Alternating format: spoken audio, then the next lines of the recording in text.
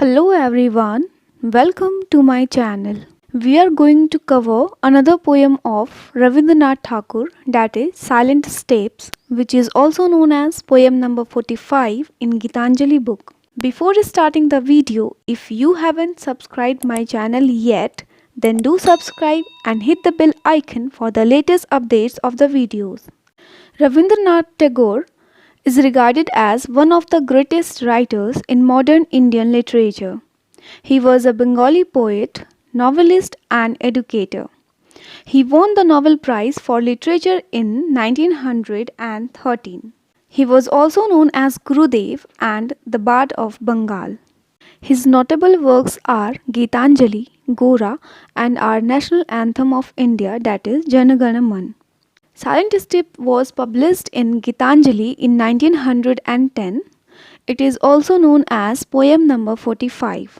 The theme of the poem is faith on God and His presence around us. In this poem, Silent Steps, the poet questions readers whether they listen the sound of God, that is His silent steps, or not. He says that God comes to visit His human Son in every age, every phase of the time. He expresses his unshakable faith and God's concern and love for us, that is human being, through this poem.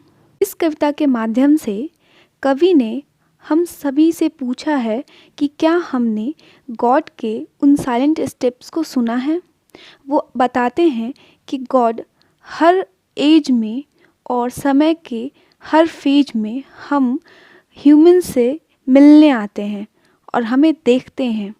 इस कविता के माध्यम से उन्होंने अपने विश्वास को दर्शाया है कि वो गॉड में कितना विश्वास रखते हैं और उन्होंने भगवान की यानी कि गॉड के कंसर्न और लव को, उनकी चिंता और प्यार को जो हमारे प्रति, हम ह्यूमन बीइंग्स के प्रति है, उसे भी बताया है।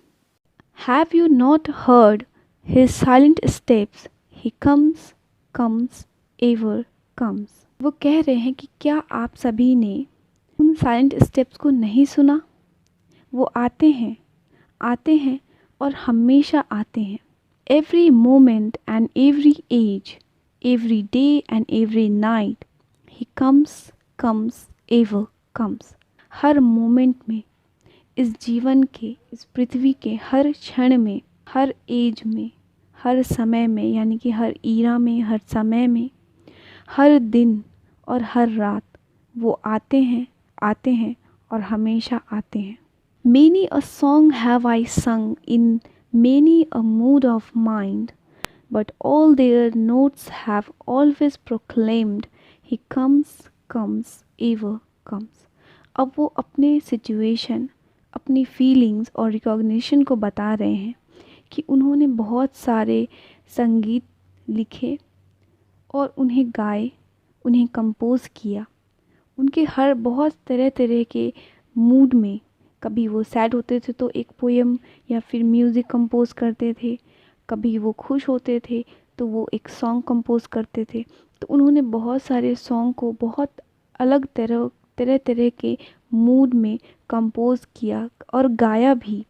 एंड हैव आई संग, यानी कि उसे गाया भी।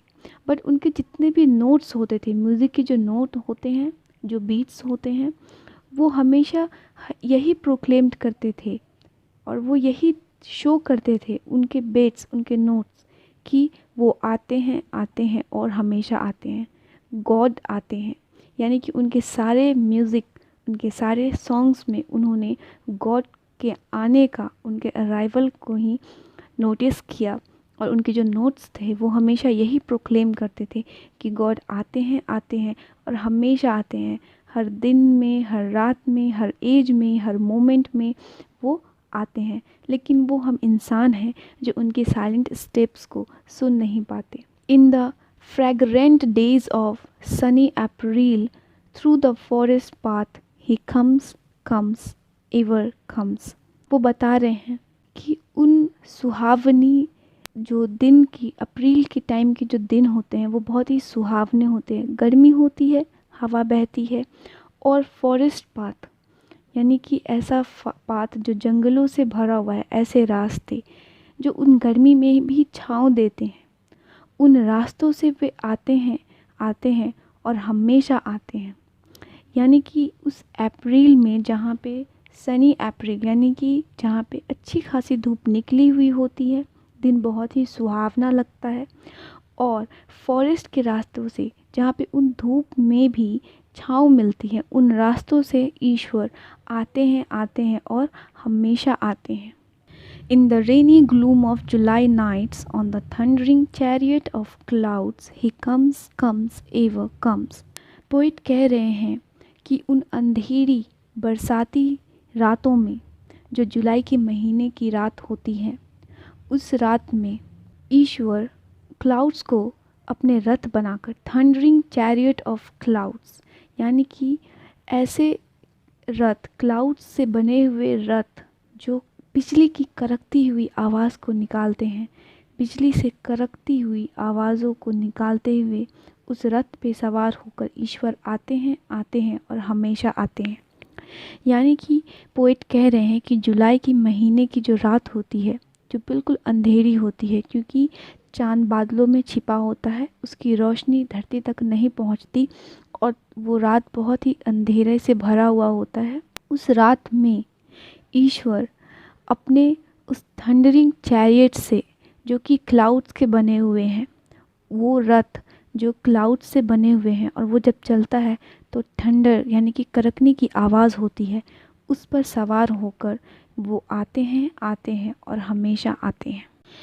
In sorrow after sorrow, it is his steps that press upon my heart, and it is the golden touch of his feet that makes my joy to shine.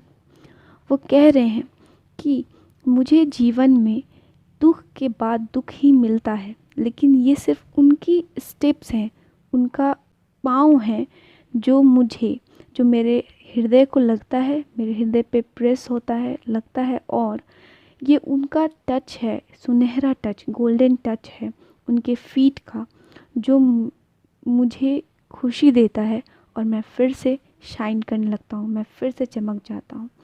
यानी कि जब मुझे दुख के बाद लगातार दुख मिलता रहता है तो मैं बहुत ही ज़्यादा दुखी और निराश हो जाता हूँ, मैं डल हो जाता हूँ।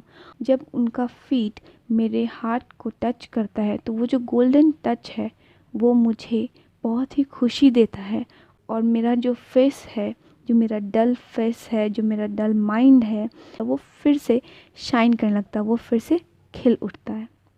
तो इस पोएम साइलेंट स्टेप्स में पोएट ने कहा है कि हम सभी ईश्वर की संतानें हैं, और हम सभी अपने कामों में, अपने रोज़मर्रा की ज़िंदगी में बहुत ही ज़्यादा बिज़ी हो जाते हैं, और हम ईश्वर की उन साइलेंट स्टेप्स को नहीं सुन पाते, क्योंकि हमें पता है, और पोइट को भी ये पता है, कि ईश्वर हर समय, हर एज में, हर पीरियड में, टाइम के हर पीरियड में, हर एज में, हर दिन, हर रात, हर मौसम में, चाहे वो अप्रैल का सनी डे हो या फिर जुलाई का अंधेरी से भरी हुई रात, फिर भी वो आते हैं।